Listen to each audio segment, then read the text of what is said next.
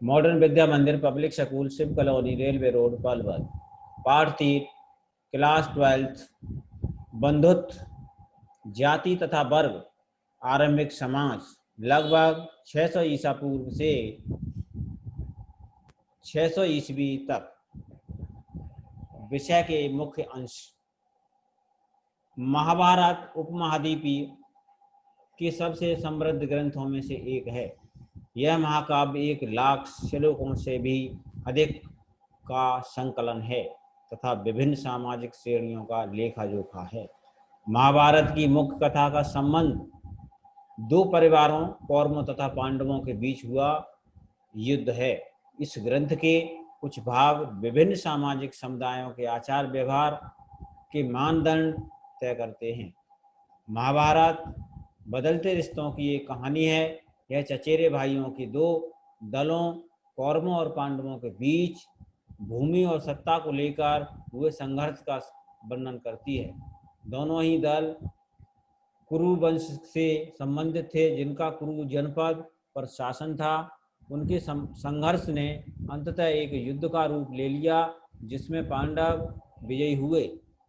पितृवंश कथा के अनुसार पिता की मृत्यु के बाद उसके पुत्र उसके संसाधनों पर अधिकार जमा सकते थे। राजाओं के संदर्भ में इन संसाधनों में राज सिंहासन भी शामिल था।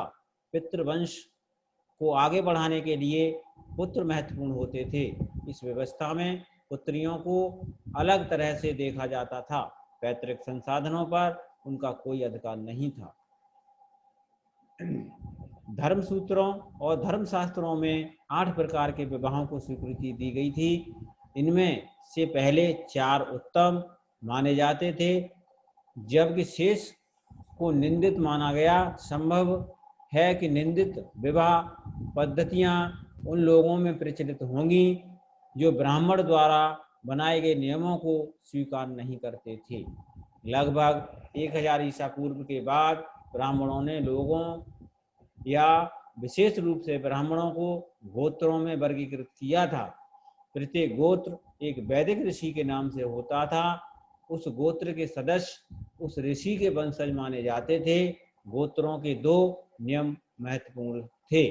विवाह के पश्चात स्त्रियों को पिता की बजाय अपने पति के गोत्र का माना जाता था। एक ही गोत्र के सदस्य आपस में विवाह संबंध नहीं रख सकते थे।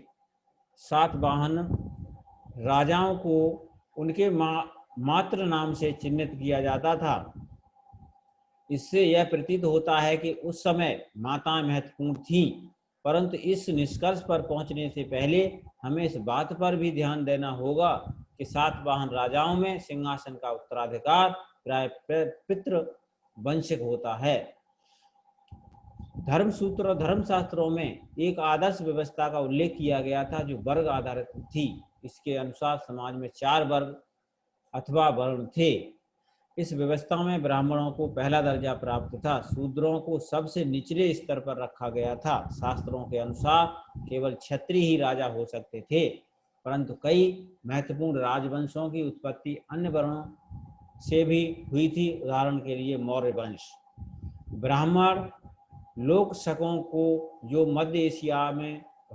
मध्य एशिया से भारत आए थे, मलेच्छ तथा बर्बर मानते थे, परंतु संस्कृति के एक आरंभिक लेख में प्रसिद्ध शक राजा रुद्रमन द्वारा सुदर्शन झील के पुनः निर्माण का वर्णन मिलता है। इससे यह ज्ञात होता है कि शक्तिशाली मलेच्छ संस्कृति परंपरा से परिचित थे। समाज का वर्गीकरण शास्त्रों में प्रयुक्त शब्द जाति के आधार पर भी किया गया था। ब्राह्मणी सिद्धांतों में वर्ण की तरह जाति भी जन्म पर आधारित थी, परंतु वर्णों की संख्या जहां मात्र 4 थी, वहीं जातियों की संख्या निश्चित नहीं थी। एक ही जीविका अथवा व्यवसाय से जुड़ी जातियों को कभी कभी श्रेणियों में भी संगठित किया जाता था। श्रेणियां या श्रेणी की सदस्यता शिल्प में विशेषज्ञता पर निर्भर थी। ब्राह्मण कुछ लोगों को वर्ण व्यवस्था वाली सामाजिक प्रणाली का अंग नहीं मानते थे। साथ ही उन्होंने समाज के कुछ वर्गों को अपरिशिष्ट घोषित कर सामाजिक विषमता को और अधिक जटिल बना दिया। ब्राह्मणी ग्रंथों के अनुसार लैंगिक आधार के अतिरिक्त वर्ण भी संपत्ति पर अधिकार एक आधार था। शूद्रों के लिए एकमात्र जीविका अन्य 3 वर्णों की सेवा थी, परंतु पहले 3 वर्णों के पुरुषों के लिए विभिन्न जीविकाओं की संभावना रहती थी। इतिहासकार किसी ग्रंथ का विश्लेषण करते समय उससे जुड़े अनेक पहलुओं पर विचार करते हैं, जैसे भाषा, रचनाकाल, वस्तु, लेखक तथा स्रोत आदि हैं। महाकाव्य महाभारत कई भाषाओं में मिलता है, परंतु इसकी मूल भाषा संस्कृत है। इस ग्रंथ में प्रयुक्त संस्कृति वेदों अथवा प्रशस्तियों की संस्कृति से कहीं अधिक सरल है। अतः यह कहा जा सकता है कि इस ग्रंथ को व्यापक स्तर पर समझा जाता होगा। इतिहासकार महाभारत की विषय वस्तु को 2 मुख्य शीर्षकों में बांटते हैं, आख्यान तथा उपदेशात्मक। आख्यान में कहानियों का संग्रह है, जब उपदेशात्मक भाग में सामाजिक आचार विचार के मानदंडों का उल्लेख किया गया है। पाठ्य पुस्तक के तथा अन्य महत्वपूर्ण परीक्षा शैली प्रश्न है। बहुविकल्पी प्रश्न, महाभारत में श्लोकों की संख्या लगभग कितनी है? 1 लाख से भी अधिक। महाभारत के युद्ध में विजयी हुए थे कौन? पांडव। प्राचीन काल में अधिकतर राजवंश निम्न प्रणाली का अनुसरण करते थे कौन? पितृवंश का। पुत्रियों के संदर्भ में पिता का महत्वपूर्ण धार्मिक कर्तव्य था क्या? कन्या दान करना। सबसे महत्वपूर्ण धर्मसूत्र या धर्मशास्त्र है मनुस्मृति। वेद कितने हैं? 4। बहुपति प्रथा प्रचलित थी पांडवों में। जाति व्यवस्था में पहला दर्जा प्राप्त था ब्राह्मणों को। जाति व्यवस्था में सबसे निचला दर्जा प्राप्त था अस्पृश्यों को या अछूतों को। शास्त्रों के अनुसार केवल किस जाति के लोग ही राजा हो सकते थे? क्षत्रिय। शास्त्रों के अनुसार केवल क्षत्रिय ही राजा हो सकते थे। निम्नलिखित शासकों का इसका अपवाद है। कौन? उपरोक्त सभी। स्पष्ट कीजिए कि विशिष्टि परिवार में पितृवंशिकता क्यों अनिवार्य रही होगी? उत्तर, पितृवंशिकता से अभिप्राय ऐसी वंश परंपरा से है जो पिता के पश्चात पुत्र, फिर पौत्र, फिर परपौत्र आदि से चलती है। विशिष्ट परिवारों में शासक परिवार तथा धनी लोगों के परिवार शामिल हैं। इन परिवारों में पितृवंशिकता निम्नलिखित 2 कारणों से अनिवार्य रही होगी। नंबर 1, वंश परंपरा को चलाने के लिए। धर्म सूत्रों के अनुसार वंश को पुत्र ही आगे बढ़ाते हैं, पुत्रियां नहीं। इसलिए प्राय सभी परिवारों में उत्तम पुत्रों की प्राप्ति की कामना की जाती थी। यह बात ऋग्वेद के एक मंत्र से स्पष्ट हो जाती है। इसमें पुत्री के विवाह के समय पिता कामना करता है कि इंद्र के अनुग्रह से उसकी पुत्री को उत्तम पुत्रों की प्राप्ति हो। नंबर 2, उत्तराधिकार संबंधी झगड़ों से बचने के लिए माता पिता नहीं चाहते थे कि उनकी मृत्यु के बाद उनके परिवार में संपत्ति के उत्तराधिकार के लिए कोई झगड़ा हो। राज परिवार के संदर्भ में उत्तराधिकार में राजगद्दी भी शामिल थी। राजा की मृत्यु के बाद उसका बड़ा पुत्र राजगद्दी का उत्तराधिकारी बन जाता था।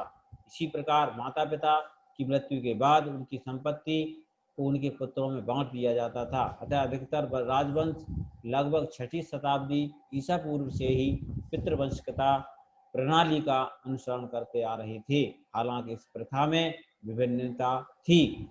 पुत्र के न होने पर एक भाई दूसरे का उत्तराधिकारी बन जाता था। कभी कभी सगे संबंधी सिंहासन पर अपना अधिकार जमा लेते थे। कुछ विशिष्ट परिस्थितियों में स्त्रियां सत्ता का उपभोग करती थीं। प्रभावती गुप्त इसका उदाहरण है। अगला क्वेश्चन है कि क्या आरंभिक काल में राज्यों में शासक निश्चित रूप से क्षत्रिय ही थे। चर्चा कीजिए। शास्त्रों के अनुसार केवल क्षत्रिय ही राजा हो सकते थे, परंतु कई महत्वपूर्ण राजवंशों की उत्पत्ति अन्य वर्णों से हुई थी। उदाहरण के लिए मौर्य वंश को ही लीजिए। बाद में बौद्ध ग्रंथों में यह व्यक्त किया गया है कि मौर्य शासक क्षत्रिय थे, परंतु ब्राह्मणी शास्त्र उन्हें निम्न कुल का ही मानते थे। इसी प्रकार शंग और पंड जो मौर्यों के उत्तराधिकारी थे, ब्राह्मण थे। वास्तव में समर्थन और संसाधन जुटा सकने वाला प्रत्येक व्यक्ति राजनीतिक सत्ता का उपयोग कर सकता था।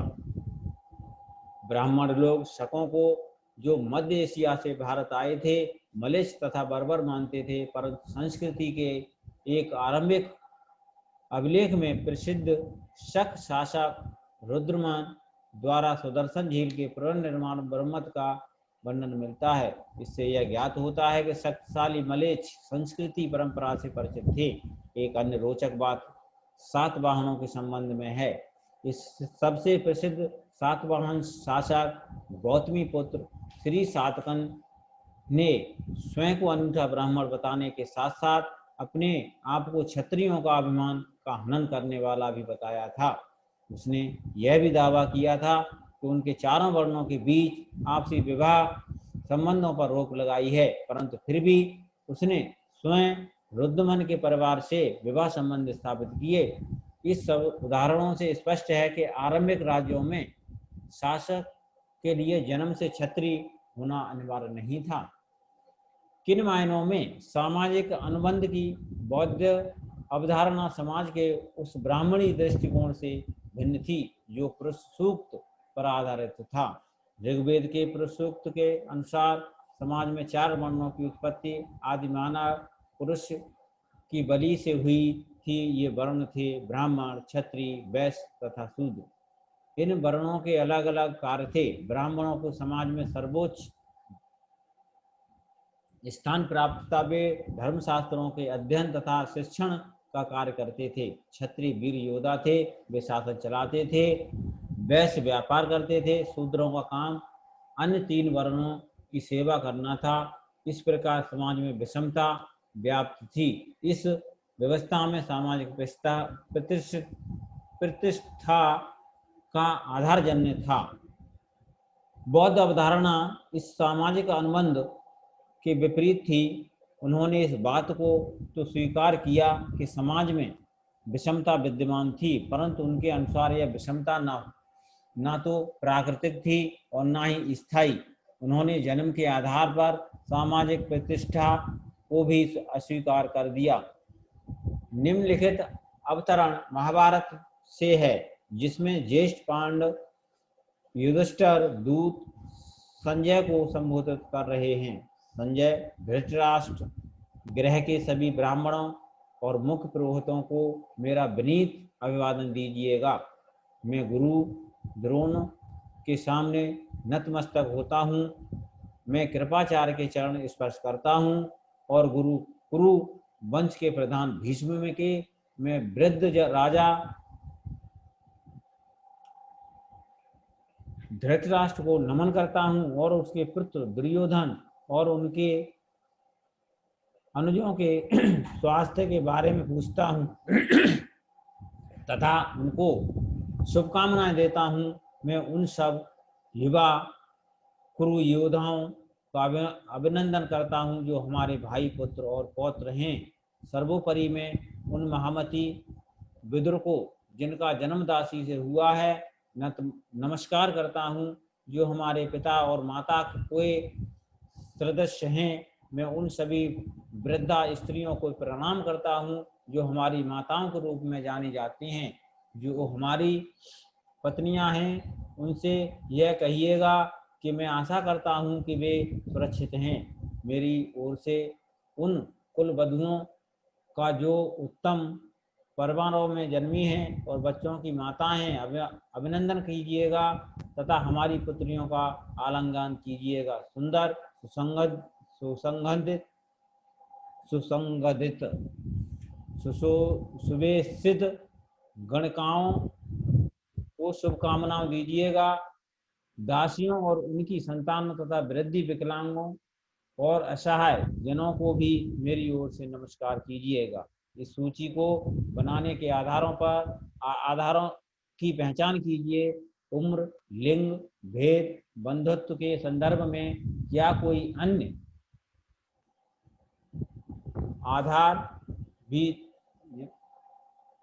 आधार भी हैं। प्रत्येक श्रेणी के लिए स्पष्ट कीजिए कि सूची में उन्हें एक विशेष स्थान पर क्यों रखा गया है। उम्र, लिंग, भेद तथा बंधुत्व के अतिरिक्त इस सूची को बनाने के कई अन्य आधार भी हैं, जैसे गुरुजनों के प्रति सम्मान, वीर योद्धाओं, दासियों, यहाँ तक कि दासी पुत्रों के प्रति सम्मान आदि। इन सबको सूची में उनके सामाजिक स्तर को ध्यान में रखते हुए एक विशेष क्रम में रखा गया है। सर्वप्रथम समाज में सबसे अधिक प्रतिष्ठित ब्राह्मणों, पुरोहितों तथा गुरुजनों के प्रति सम्मान दर्शाया गया है। दूसरे स्थान पर माता पिता, समान वृद्ध बांधवों के प्रति आदर व्यक्त किया गया है। तीसरा, इसके बाद अपने से छोटे अथवा एक समान आयु के बांधवों को स्थान दिया गया है। इसी क्रम में युवा पुरोहितों का अभिनंदन किया गया है। तत्पश्चात नारी वर्ग को स्थान दिया गया है। इस क्रम में माताएं, पत्नियां, कुलवधुएं तथा पुत्रियां आती हैं। नारी इस वर्ग में अंतिम स्थान पर सुंदर सुगंधित गणिकाओं, दासियों तथा उनकी संतानों को रखा गया है। अपाहिजों तथा विकलांगों की भी उपेक्षा नहीं की गई है। युधिष्ठिर उन्हें भी नमस्कार करते हैं।